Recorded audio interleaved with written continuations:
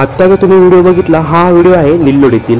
हे तेच निल्लोड आहे जे भाजपचे उमेदवार केंद्रीय मंत्री रावसाहेब पाटील दानवे यांची सासुरवाडी. दानवे यांची सासुरवाडी असलेल्या निल्लोडमध्ये आज मंगेश साबळे यांनी एक सभा घेतली. या सभेला निल्लोडकरांनी खूप मोठा प्रतिसाद दिला.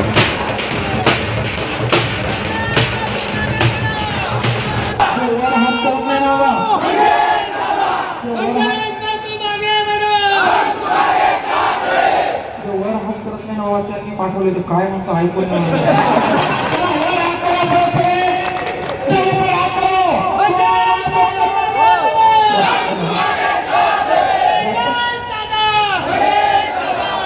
जास्त काही सांगत नाही बाबा. मी तुमच्या चर्चा आहे की मंगेश दादा निल्लोडमधून किती लीड घेणार व दानवेंना सासुरवाडीतच कशी टक्कर मिळणार.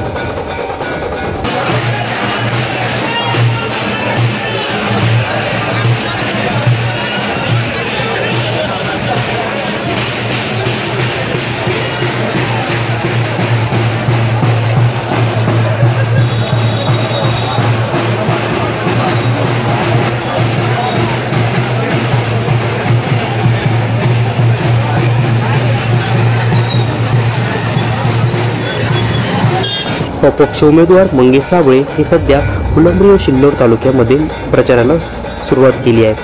त्यांना दोन्ही तालुक्यामध्ये खूप मोठा प्रतिसाद मिळत आहे.